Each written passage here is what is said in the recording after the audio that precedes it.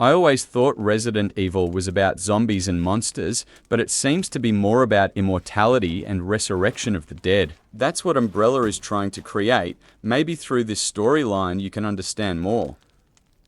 When Resident Evil Village came out in 2021, it seemed like Capcom had closed one chapter of the Winters family saga. Ethan's story concluded, his sacrifice felt final, and the mold was destroyed. But 5 years later, with Resident Evil Requiem launching in February 2026, we're discovering that nothing in Resident Evil ever truly ends. What we thought were loose threads were actually the entire foundation for what comes next. Today, we're unraveling the narrative bridge connecting Mother Miranda's village to the ruins of Raccoon City, a connection so intricate that understanding it might hold the key to what Requiem is truly about. I'm breaking down every connection, every implication, and every theory that links these two games together. Let's dive in. To understand Requiem, we first need to understand what Resident Evil Village actually was, because on the surface, it's a straightforward story. Ethan Winters' daughter Rose is kidnapped. He travels to a remote European village ruled by 4 powerful lords. He defeats them one by one, collects pieces of his daughter's body, confronts the true villain, and seemingly dies saving everyone. But that surface-level plot masks something far darker and more complex. The 4 lords and Mother Miranda's plan. When Ethan first arrives at the village, he's introduced to an almost fairy tale-like hierarchy, 4 noble houses, each with their own lord. There's Lady Dimitrescu and her towering frame, Donna Beneviento with her dolls and psychological torture, Salvatore Morro in his waterlogged reservoir, and Karl Heisenberg controlling everything from his factory. His freaking scrapbooking wallpaper. And then, so, you line up like this. You can see it already. I can see it right now. I'm going to go into photo mode. Turn off the stupid blur that's on by default for some reason. And then, see that right there? Where my square is? See what that is? Let's the brightness a little bit. Does that look familiar, chat? Does that look like anyone we know? That coat, he's got the glasses on, got gray cracked skin, he's got the long wiry... One of the community's sharpest researchers discovered credit to Corbarium 1115 and his friend Better Than Starlight, from which I got the video for catching this detail. If you haven't subscribed to his channel yet, go do it. He makes incredible COD Zombies content and apparently has eyes sharp enough to spot things hidden in plain sight. What if Victor Gideon, when he was working with Umbrella, was studying Heisenberg's research? What if the techniques Heisenberg developed for integrating mold into human biology became the foundation for whatever Umbrella was doing in secret? And then there's the creatures in Resident Evil Requiem itself. The monster that chases Grace, the one that displays strange behaviors, aversion to light, a scream that echoes Lisa Trevor's anguish. That's not a random monster. That's someone transformed. Someone infected with something biological, something that makes them sensitive to sunlight, something that makes them scream with barely contained humanity.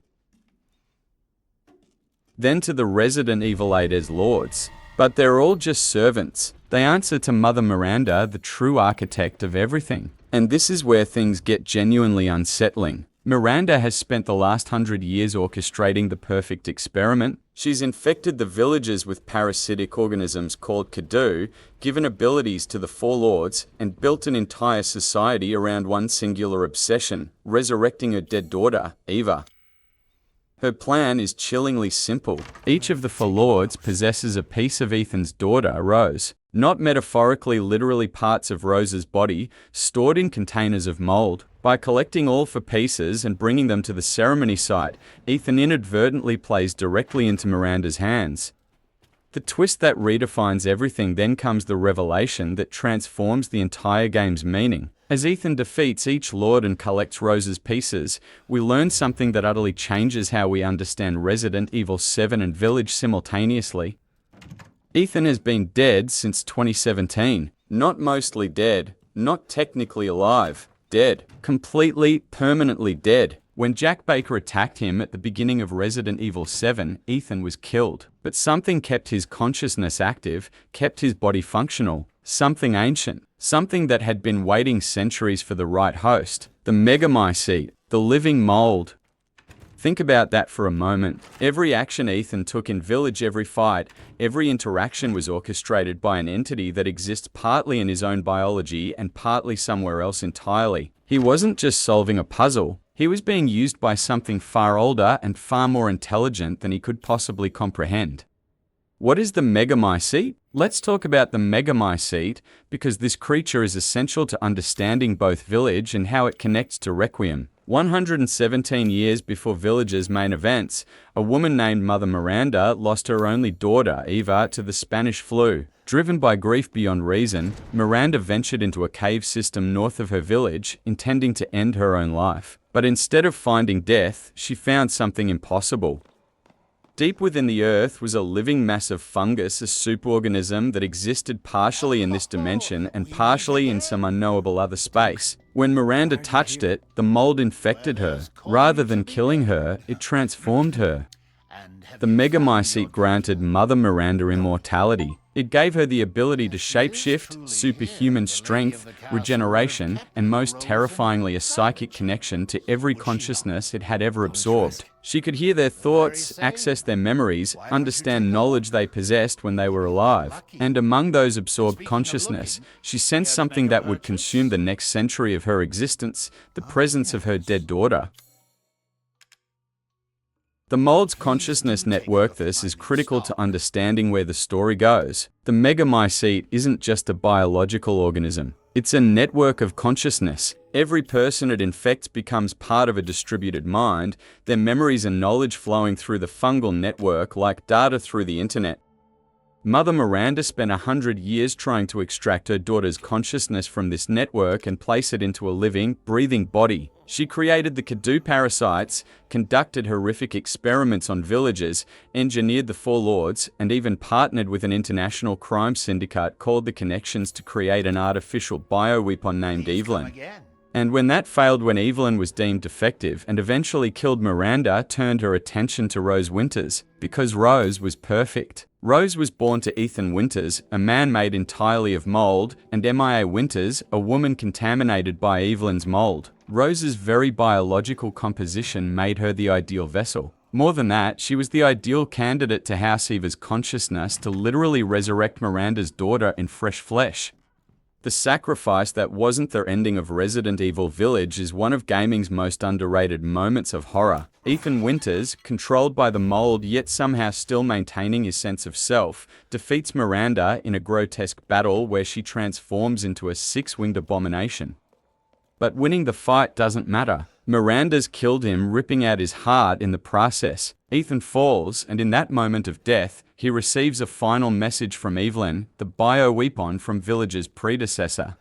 She reveals the truth: he's been dead all along. His entire consciousness has existed within the mold network. What everyone thought was human determination was actually the Megamycete guiding events toward its ultimate goal. Yet somehow, impossibly, Ethan chooses. Using pure will, or perhaps the latent consciousness of the mold itself, he reanimates one final time. He destroys the Megamycete himself, blowing up the entire network to save his daughter and his wife. Chris Redfield and Mia escape with Rose. The world moves on, and Ethan finally, truly dies as dust scattered across a destroyed village in a place that will soon cease to exist. But the credits don't end there. 16 years later, in 2037, a teenage Rose visits her father's grave. She wears his jacket, and as she stands there mourning, a BSAA agent arrives to pick her up. The agent is surprised by her demeanor. He mentions that she's a lot like her father. Rose responds with something chilling: "I'm not my dad," and when the agent mockingly calls her Eveline, she suddenly radiates mold energy, making it clear that she possesses terrifying powers that Chris Redfield apparently knows about, because he orders a sniper to stand down. Rose has inherited her father's curse. She can manipulate mold, she can reshape biology, and based on her attitude, she understands exactly what she is. This scene did something crucial. It opened the door for Resident Evil Requiem without actually committing to any specific plot direction. It established that in 2037, Rose Winters, now a young woman with godlike mold-based powers, is working with the BSAA. And then Capcom went silent for years, until finally, in 2025, they revealed Resident Evil Requiem. And the setup was immediate. This game takes place in 2024 to 2026. It's the furthest point in the Resident Evil timeline we've ever explored, and it doesn't feature Rose or Chris or Ethan. Instead, it features someone new, an FBI agent named Grace Ashcroft, and her mother's name was Alyssa. Before we can bridge Village and Requiem, we need to understand something that Village hinted at but didn't fully explore: Umbrella Corporation's connection to Mother Miranda and the Megamycete. In Miranda's secret laboratory, hidden among years of research notes and horrifying documents, there's a letter. It's from Oswald Spencer, the founder of Umbrella Corporation, addressed directly to Mother Miranda. In this letter, Spencer thanks Miranda for sharing her knowledge about the Megamycete. He reveals that he has discovered something else, something he calls the progenitor virus, the biological precursor to everything Umbrella would eventually create. This is the moment that reframes the entire Resident Evil mythos. Umbrella didn't emerge in a vacuum. Spencer visited this village. He saw what Mother Miranda had accomplished with the mold. He studied her research, and he left carrying not just knowledge, but possibly samples of the fungus itself. Spencer took Miranda's work, translated it into something he could control, and created the T-virus. Every horror that Umbrella perpetrated, the Arklay Mansion, Raccoon City, the bioweapons that killed millions, all of it traces back to a woman grieving her dead daughter in a cave in Eastern Europe. The Connections and Eveline's creation, but there's another layer to this connection: the Connections. The Connections is a criminal syndicate founded by Brandon Bailey, a man who worked in Africa studying the progenitor virus. In the 1990s and early 2000s, the Connections approached Mother Miranda with a proposition. They would help her find the perfect vessel to resurrect her daughter if she provided them with mold and genetic samples.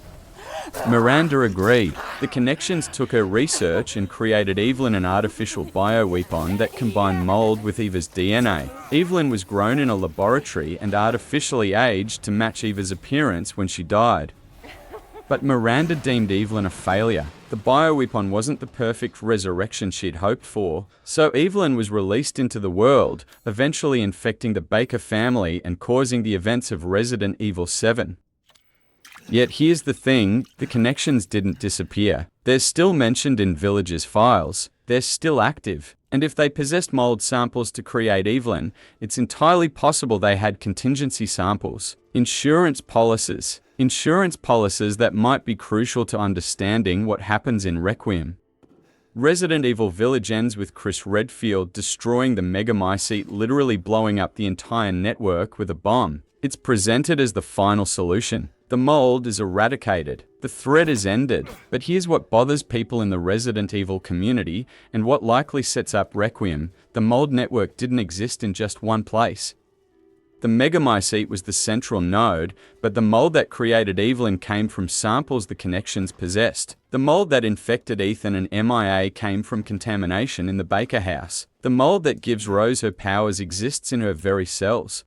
Destroying the Megamycete kills the central consciousness, but it doesn't necessarily erase every trace of mold from the world. The spores might have spread. The samples might have been stored. The consciousness might persist in individuals like Rose, who carries mold in her biological makeup.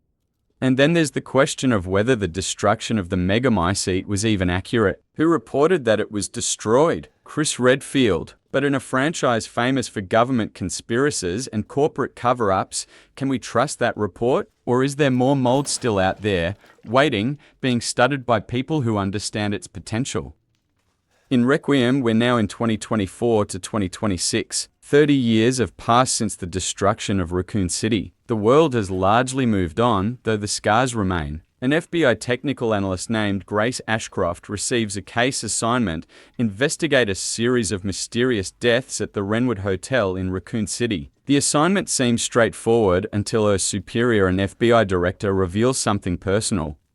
I need your eyes on this crime scene. The Wrenwood Hotel. That's where your mother was murdered. Grace's mother was Alyssa Ashcroft. For longtime Resident Evil fans, that name is incredibly significant. Alyssa was a survivor of the original Raccoon City incident in 1998. She was an investigative reporter who survived the outbreak, escaped the city, and spent years trying to expose what had really happened at Umbrella.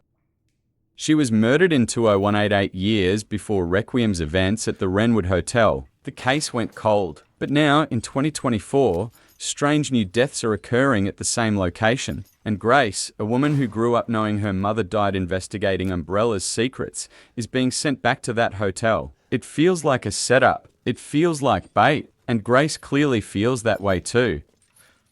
This is what makes Grace Ashcroft such a clever protagonist choice. Unlike previous Resident Evil leads, Chris is a BSAA operative trained for combat, Leon is a cop, Ethan is a desperate father, Grace is described as jumpy and not the hero type. She's an FBI analyst. Her superpower is research and communication, not combat training. She's being sent into a nightmare scenario that directly relates to her mother's unsolved murder. And there are implications, strong implications, that Grace has inherited something from her mother beyond trauma. Alyssa Ashcroft was investigating bioweapons and government conspiracies for years. She uncovered dangerous information, and she was assassinated for it. Now, we're seeing Grace being sent to the exact location where her mother died. And the trailer footage shows Grace being captured by Dr. Victor Gideon, a former Umbrella scientist. The questions practically answer themselves.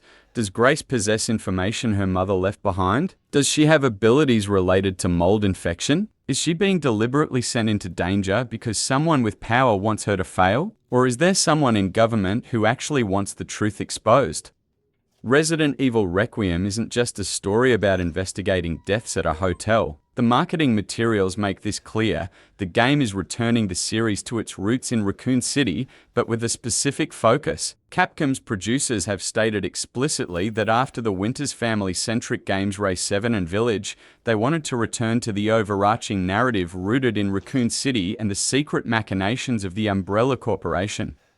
This is important. Requiem isn't answering questions about Rose or Mold or the Megamycete. It's answering questions about why Umbrella was allowed to exist in the first place, who protected it, who continued its work after the official dissolution, and most critically, did Umbrella ever really fall, or did it just change names? The game is explicitly about returning to Raccoon City's ruins and uncovering what's been hidden there for 30 years. The Umbrella logo is carved into pillars. The corporation's influence is still present, still operating, still hidden. To understand Requiem's conspiracy angle, we need to reference something from Resident Evil 6, a centuries-old secret society called the Family. This organization, not to be confused with the Connections, is a cabal of government officials, corporate leaders, and shadowy figures who have protected bioweapon programs in exchange for power and influence. It was the Family that decided Raccoon City had to be destroyed. It was the Family that ordered the missile strike in 1998, and it was the Family that spent the next 30 years covering up the true extent of Umbrella's crimes. Leon Kennedy, one of the series' most important characters, has spent years since RE6 trying to dismantle the Family and expose the truth. He's been blackmailed into government service. He's protected by the very organization he's trying to destroy. And now, in Requiem, there are strong implications that Leon returns to Raccoon City possibly with a chainsaw, if the latest trailer is any indication, to finally finish what he started. Grace Ashcroft's investigation might be the thread that unravels everything, or she might be walking directly into a trap set by people who want Umbrella's secrets buried forever. So how does Resident Evil Village actually connect to Resident Evil Requiem? It's not through direct plot points. We don't expect to see Rose or Chris or Ethan in Requiem's main story. Instead, the connection is thematic and biological. It's about the persistence of mold. It's about the inheritance of trauma and obsession. It's about the idea that destroying the central node of a conspiracy doesn't actually destroy the conspiracy itself.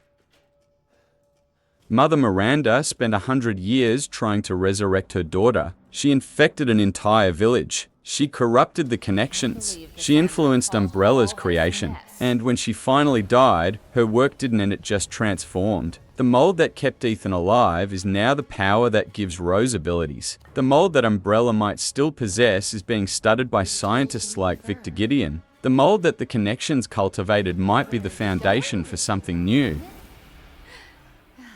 And the obsession that drove Miranda to resurrect the dead, to achieve biological perfection, to transcend human limitation, that obsession is still alive in Umbrella's facilities, in government laboratories, in the hands of people who understand what the Megamycete really was. Village asked a question it never fully answered.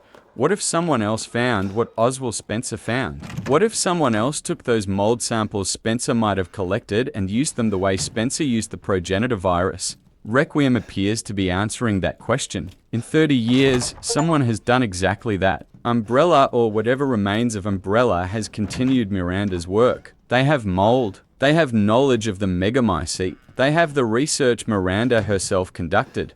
And they've been waiting for the right opportunity to resurface. The destruction of Raccoon City was supposed to be a clean break, a government cover-up of a catastrophic failure. But what if it wasn't a cover-up? What if it was actually a deliberate, strategic action? What if the family allowed Umbrella to develop bioweapons, studied what happened in Raccoon City, and then strategically eliminated evidence so they could continue the research in secret? That's the bridge. Village showed us the ancient, biological roots of bioweapon development through Mother Miranda. Requiem shows us how those roots persist, evolve, and threaten the world all over again in the modern day.